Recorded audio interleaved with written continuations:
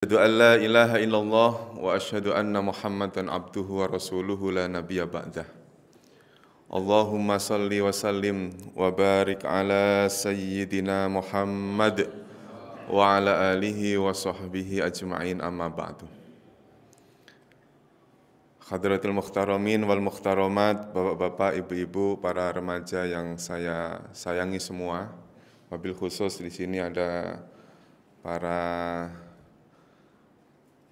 donatur-donatur kita, pengurus masjid, jami, Baitur Rahman yang semuanya mudah-mudahan dimuliakan oleh Allah SWT. Ini saya tadi saya kurangi napas saya biar kelihatan enggak gendut banget saya.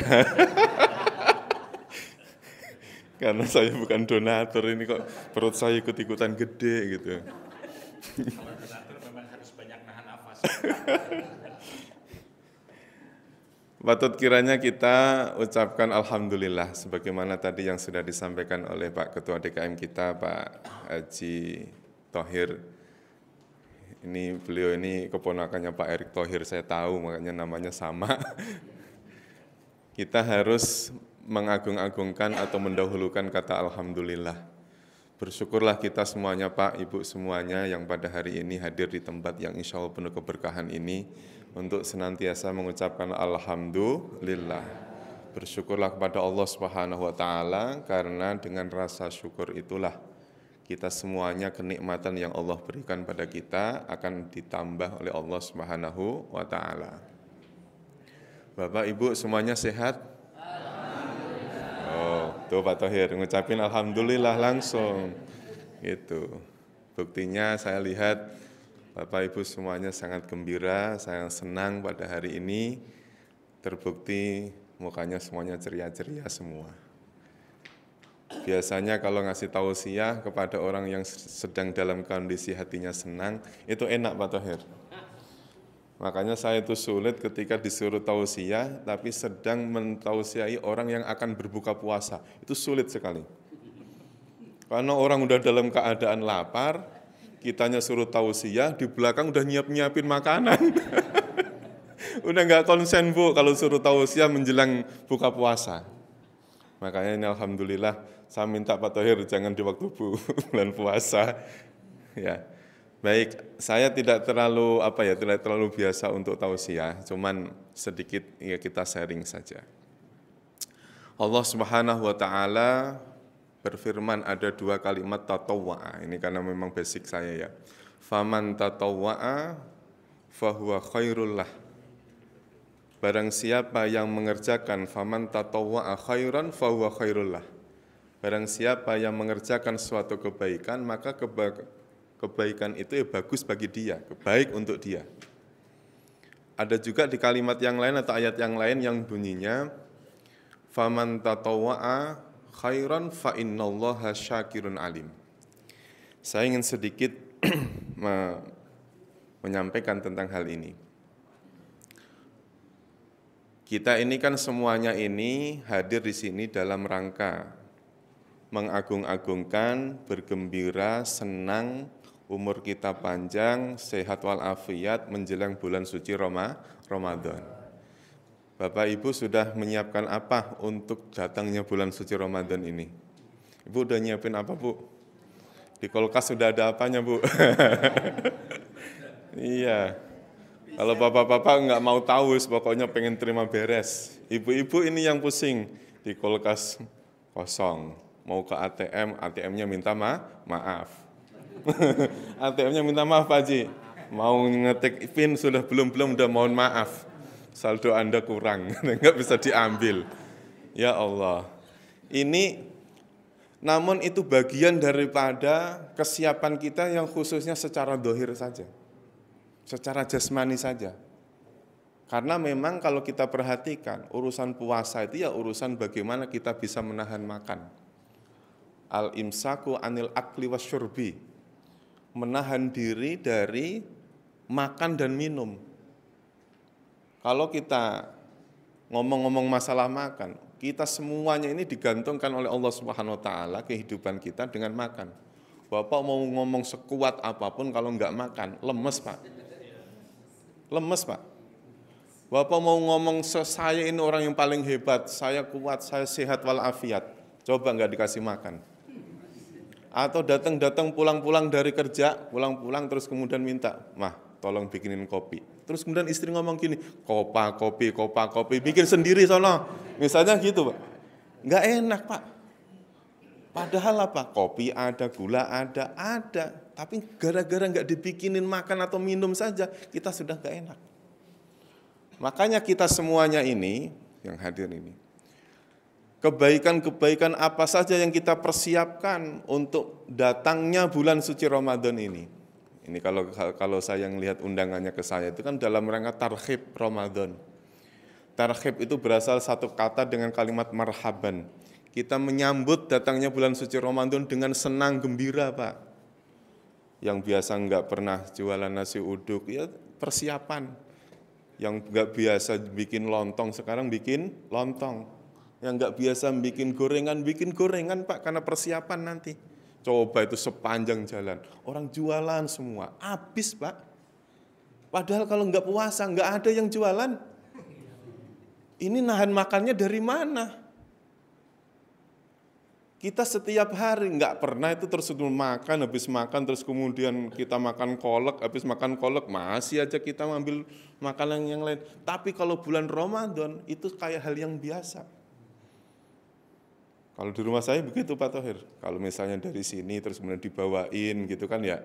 Misalnya, Pak ini tak untuk bulan puasa, untuk buka puasa dibawain. Ya Allah, yang biasanya kita nggak makan, Pak.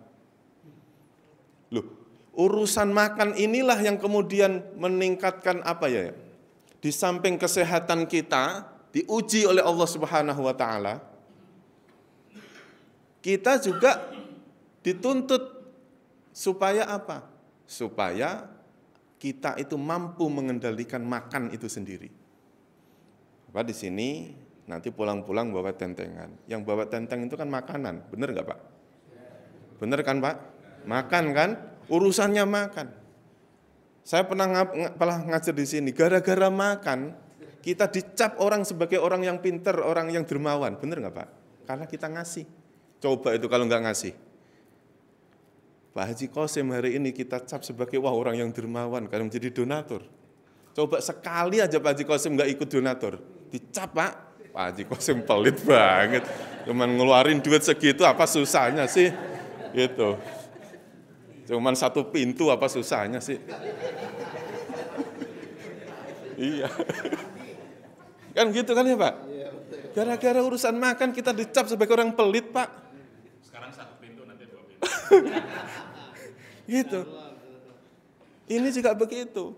Gara-gara makanan, gara-gara kita ngambil hak orang lain, kita dicap sebagai orang yang rakus urusan makan itu. Masya Allah. Kita semuanya lah.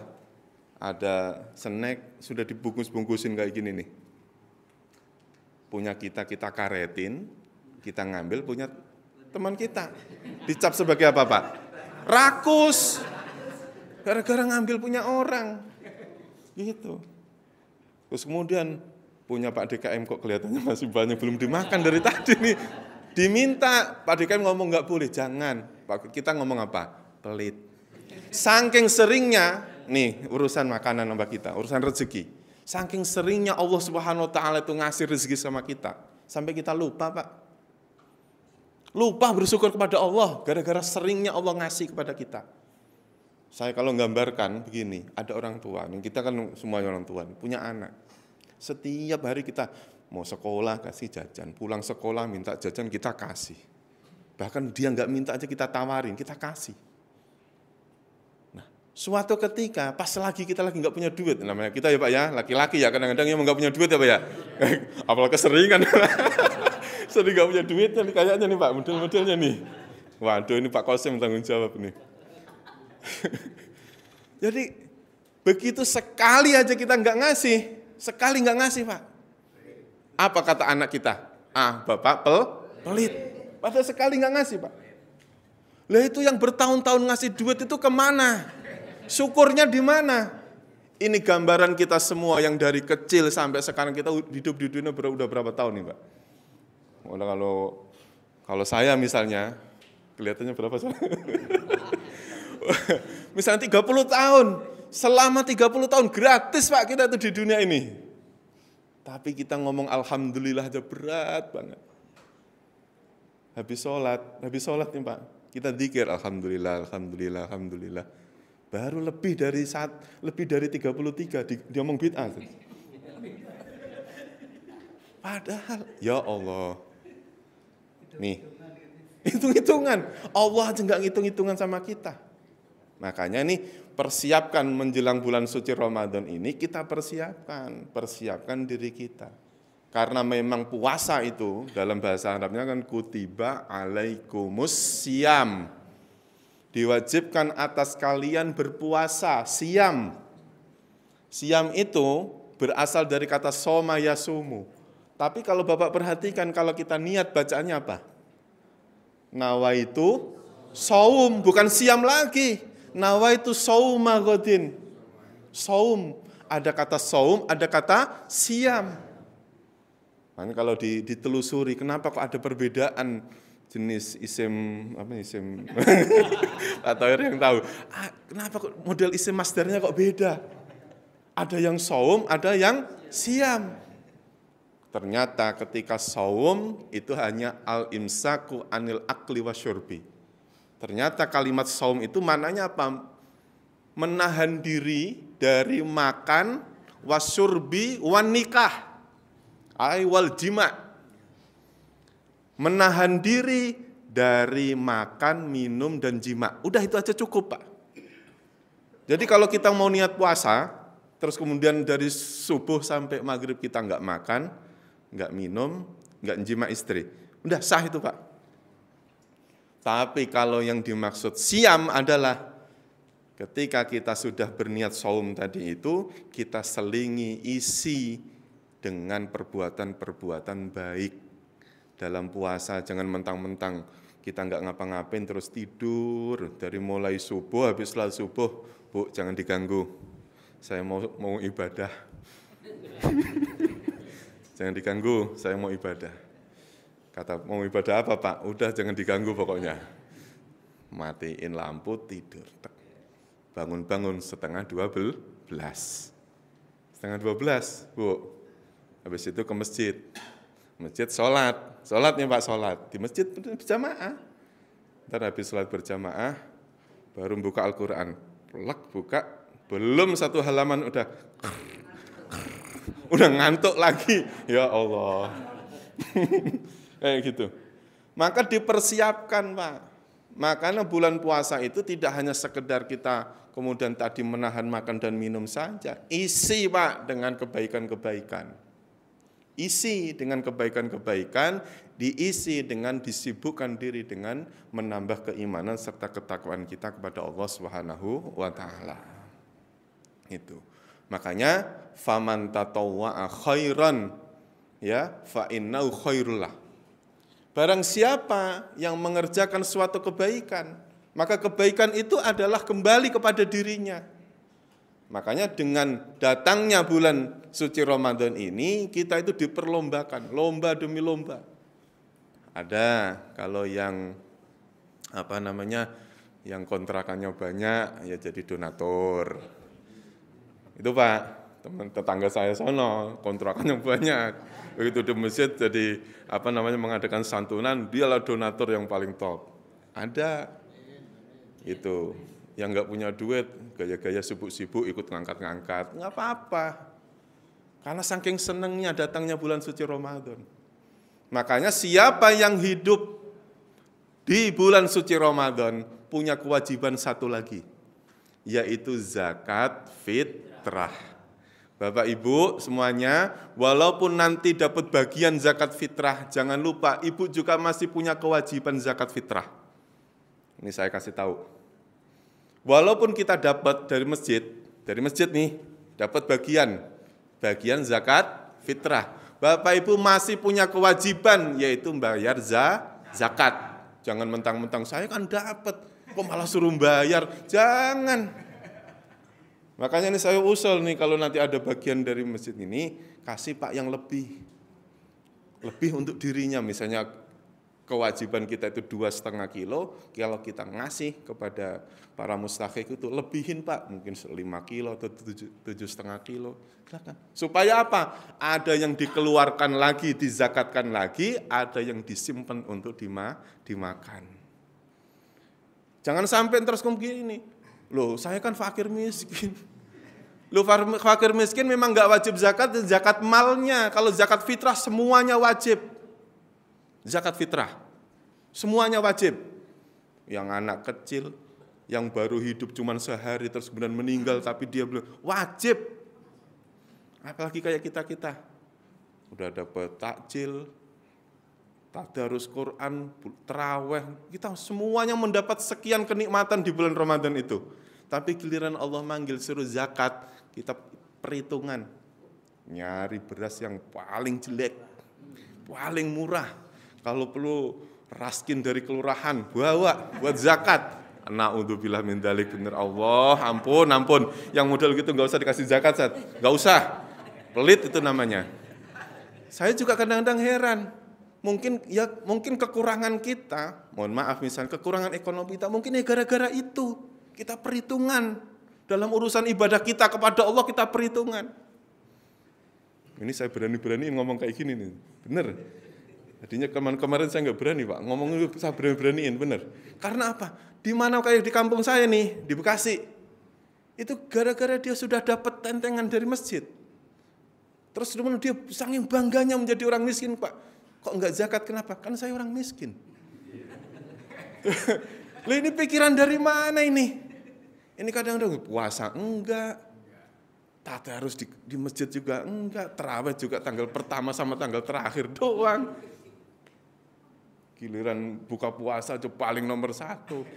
Nyari takjil, wah gua ya gaya nyari takjil di depan sana, nyari takjil. Bawa puasa, wis pokoknya nyari Ustaz gitu. Jangan Pak. Jadi membuktikan diri kita bahwa kita itu taat kepada Allah Subhanahu wa taala, itu kita buktikan senang kepada orang lain, senang berbagi dengan orang lain. Maka saya cocok dengan Pak Haji Qasim nih. Cocok bener. Ya, ukuran baju saya sih XXL Pak Haji. Ukuran baju saya cuma ngasih tahu aja. Enggak ada urusannya lebaran Pak. Pokoknya saya ngasih. Kalau sarung kan nggak ada ukurannya, ya kan ya. Kalau baju kan siapa tahu nanti jalan-jalan ke Tanah Abang apa bagaimana. Ingat, aduh saya punya ustadz. Kan malu Pak kalau saya kesini terus baju saya jelek. Apa kata dunia? Ya. Nah, jadi ketika kita mempersiapkan diri di bulan Ramadan, akan datangnya bulan Ramadan ini, selain secara fisik kita jaga, ekonomi kita jaga, benar-benar kita persiapkan. Selain itu ilmu. Ilmu. Puasa itu rukunnya cuma ada 2. Yang pertama niat, yang kedua menahan diri tadi itu, al-imsak tadi itu. Nawaitu shauma ghadin, Bapak harus tahu, harus apal. Kalau enggak apal ya pokoknya nanti tarawih ngikutin apa kata imam. Nawaitu shauma ghadin an ada'i fardhi syahri Ramadan hadhihi sanati lillahi ta'ala. Dibaca setiap malam. Membuktikan diri bahwa saya serius di bulan Ramadan ini, saya puasanya serius Pak. Dengan apa? Dimulai dari niat kita. Nah kalau sudah niatnya itu sudah serius, maka ibadahnya jangan lupa ibadah sunnah-sunnahnya. Apa yang disunahkan di dalam bulan suci Ramadan itu? Banyak Pak. Sehari-hari kita yang sudah kita lakukan ini tinggal ditambah. Kan kalau sholat malam udah iya pasti, ya kan? Yang ditambah itu cuman apa? Cuman mengakhirkan sahur sama mendahulukan atau cepat-cepat buka. Dah. Kalau begitu maghrib Pak, langsung batalin Pak. Bu, Ibu juga harus udah nyiapin. Kalau sudah menjelang maghrib harus nyiapin. Paling enggak air bening lah, air putih lah. Supaya apa? Kita mendapat kesunahan bahwa mendahulukan, membatalkan puasa di waktu maghrib itu lebih diutamakan. Setelah itu baru sholat. Sholatnya sholat apa? Sholat maghrib. Ibadah-ibadah yang seperti ini kita lakukan di bulan Ramadan dengan riang gembira, dengan senang hati. Jangan sampai Bapak Ibu merasa terbebani dengan kewajiban-kewajiban yang Allah sudah wajibkan sama kita. Ridholah kita kepada Allah. Fa innallaha syakirun alim. Sesungguhnya Allah itu syakirun, yang maha bersyukur. Memberi contoh kepada kita semua bahwa kalau kita memberi, mengeluarkan, memberi tanpa perhitungan, ya, ketika ada orang yang ngasih kepada kita, kita perlu apa itu? Perlu bersyukurnya kepada Allah Subhanahu wa taala. Itu. Makanya segala apa yang kita dapatkan di dunia ini, saya teringat suatu ayat yang bunyinya begini. Wa id faraqna bikumul bakhra fa anjaynakum wa aghraqna ala fir'aun wa antum tanzurun. Kurang lebih artinya begini. Wa id faraqna bikumul bahr. Ketika kami sudah belah lautan. Ini ceritanya Nabi Musa itu, Pak. Ketika kami sudah belah apa? Lautan. Fa anjaynakum, lalu aku selamatkan atau kami selamatkan kalian. Terus kemudian wa aghraqna ala fir'aun. Aku tenggelamkan Fir'aun. Dulu kalau kita mempelajari ayat itu cukup mengatakan bahwa itu ceritanya Fir'aun, itu ceritanya Nabi Musa yang dikejar-kejar Fir'aun. Nabi Musa selamat dan Fir'aun tenggelam. Terus kemudian ayat itu kemudian kita telaah. Cerita itu hikmahnya bagi kita apa? Wa id faraqna bikumul bahra. Ketika aku sudah bentangkan lautan itu menjadi jalanan yang akan kita lewati, berarti apa, Pak? Berarti itu adalah menunjukkan bahwasannya ketika kesempatan sudah dibuka lebar-lebar untuk kita semua, Bapak, Ibu, saya yakin hari ini sudah diberikan kesempatan oleh Allah ya untuk berbuat baik. Apalagi menjelang bulan Ramadan. Dibentangkan oleh Allah. Dari kesempatan yang sudah diberikan oleh Allah itu akan muncul dua golongan. Yang pertama adalah fa'anjainakum, yang kedua adalah fa'aghraqna atau wa'aghraqna. Ada golongan yang nantinya akan selamat, ada golongan yang nantinya akan tenggelam. Terus saya kasih contoh begini. Ketika kita sudah diberikan kesempatan oleh Allah, misalnya Bapak nanti, Bapak Ibu pulang-pulang nenteng. Kan tadi sudah disebutkan isinya. Sudah disebut isinya, tadi udah disebut. Saya juga dengar isinya. Isinya tadi udah disebut. Saya pengen tahu. Ya, dari sekian yang Bapak Ibu dapat, ada enggak yang dimasukkan ke dalam kotak amal? Entah berapa kek. Sebagai bentuk rasa syukur kita, Pak. Jangan sampai sudah dibentangkan lebar-lebar kesempatan itu, kita justru seperti Fir'aun. Wa aghraqna, ditenggelamkan kita. Akhirnya apa? Jiwa kita tetap menjadi orang miskin. Karena apa? Karena kita mau ngasih orang aja mikir-mikir. Nanti dibuktiin nanti. Dibuktiin Pak Haji, dibuktiin. Ada kotak amal kosong. Buktiin nanti. Ya. Ya bukan mewajibkan, enggak. Tapi memang kehidupan ini harus berputar. Ada saatnya kita dapat, ada saatnya kita ngasih. Ya ada saatnya saya nyampaikan ilmu ini, suatu saat saya juga menerima ilmu. Saatnya waktu dulu saya disuapin oleh orang tua saya, suatu saat saya akan nyuapin. Memang hidup itu begitu. Jangan sampai kita menjadi orang yang justru ditenggelamkan oleh Allah tadi seperti keluarga Fir'aun, seperti pengikut-pengikut Fir'aun tadi. Wah ini serius ini ngajinya ini. Serius ini ngajinya. Ya. Tapi kita lebih memilih seperti Nabi Musa dan kabilah-kabilah yang mengikuti Nabi Musa itu diselamatkan oleh Allah Subhanahu wa taala. Makanya jalan selamat apabila kita memberikan kemudahan kepada orang lain, membantu orang lain. Kalau kita mendapatkan kenikmatan, berbagi dengan orang lain. Wa amma bi ni'mati rabbika fahaddits. Adanya di surat apa, Pak? Ya, pokoknya surat Al-Qur'an gitu aja udah. Si Al-Qur'an ada Pak Ustadz. Pak Ustadz gaya-gaya nanya. Ada Ibu? Ada. Wa amma binikmati rabbika fahaddits. Adapun atas dasar nikmat dari Tuhanmu, fahaddits, maka ajaklah, ceritakanlah, ajaklah untuk sama-sama menikmati. Alhamdulillah Pak Ustadz, tadi yang biasanya 10 pintu pada nunggak, sekarang alhamdulillah semuanya lancar. Oh, lancar. Lah ngomong alhamdulillah kalau di depan ustadznya jangan ngomong doang. Ada sesuatu yang diselipkan. Kita ini loh Pak,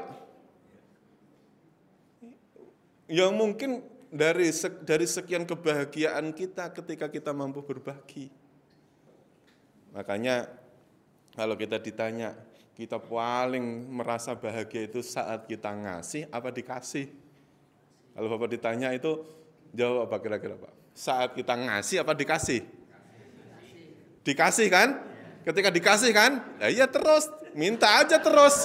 Kapan ngasihnya? Tuh. Gemerget saya sama orang Eramas ini. Kapan kita ngasihnya? Oh. Kapan? Ya sekali-kali kita ngasih dengan rasa gembira gitu, Pak. Ya ini mohon maaf, ini saya bukan ngajar, ini saya cuma ngomong aja karena memang tugas saya disuruh ngomong tadi. Coba kalau suruh simbolis doang, tadi saya simbolis aja. Gitu. Makanya nih Pak, kalau kita hari ini mendapatkan keberkahan, yaitu mungkin kita didata di sini dan dapat bagian daripada di sini, jangan lupa sebagian yang kita dapatkan kita sisihkan. Kan saya orang miskin, balik lagi. Iya, kita ini bukan orang miskin Pak. Allah akan mampukan kita kok. Yang ngecap miskin siapa sih? Kita ini orang mampu Pak. Buktinya apa? Kesehatan ada, ilmu ada, tenaga ada. Apa jangan-jangan gara-gara kita merasa kurang aja kemudian kita dicap sebagai orang miskin? Atau mungkin itu kali Ustaz? Pak Haji, gara-gara kita kurang bersyukur aja. Wah, Pak Ustaz ngomong gitu enak. Orang mah saling pandang memandang. Kalau orang Jawa bilang sawang sinawang. Benar nggak Pak? Iya kan kayaknya enak aja. Pak kalau nyampe rumah nggak bawa apa-apa. Ngomel Pak istri Pak. Mana katanya tausiah kok nggak bawa apa-apa. Ya gimana masa saya minta saya gitu. Ya kayak gitu ya Pak. Di saat itulah seorang ustadz jadi plong. Nggak ada harganya Pak. Gitu. Makanya kita semua yang hadir pada kesempatan kali ini, persiapkan diri kita. Benar-benar persiapkan. Ridholah kita kepada Allah SWT. Ridho terhadap kewajiban yang sudah Allah berikan. Kesunahan yang sudah Allah anjurkan kepada kita ridho. Jalankan dengan ikhlas ridho. Insya Allah, radhiyallahu anhu wa radu'an. Allah akan ridho kepada kita semua. Dan kita pun akan ridho kepada Allah SWT. Makanya kalau kita sama-sama ridho, sama-sama ikhlas, insya Allah ibadah demi ibadah kita lakukan dengan baik. Ibadah demi ibadah akan berkualitas Pak. Ya, kalau taraweh juga begitu. Ini kadang-kadang kalau di Bekasi, begitu taraweh jadwalnya jangan ditempelin nanti, ditempel dilihatin. Wah ini imamnya lama, ini cepet. Di Bekasi begitu Pak. Oh begitu yang imamnya lama, jamaah berkurang. Kenapa Pak kok nggak taraweh kemarin? Ustadz itu lama. Nah, saya langsung ngelus dada. Jangan-jangan yang lama ini saya. Gitu. Makanya ya kita semuanya harus ridho. Apa yang saat ini kita dapati, apa yang saat ini kita bersyukurlah kita kepada Allah Subhanahu wa taala. Dalam ayat 185 di akhir-akhir surat Al-Baqarah ayat 185 disebut la'allakum tashkurun. Itu hampir semua ulama mengatakan bersyukur itu adalah dengan cara berbagi. Makanya bulan Ramadan ini nanti kita akhiri dengan saling berbagi. Ya, saling apa Pak? berbagi. Yang itu adalah zakat. Kembali lagi ke permasalahan zakat. Ya. Karena apa? Puasa ini nanti akan dibalas oleh Allah Subhanahu wa taala. Yang tahu hanya Allah. Kita pun yang mengerjakan puasa karena kita nggak tahu puasa saya tadi sah apa tidak, diterima atau tidak. Tetapi kita berharap dengan ilmu, insya Allah amal ibadah kita diterima oleh Allah Subhanahu wa taala. Ini sudah mau maghrib ini, jam berapa ini? Udah cukup lah ya.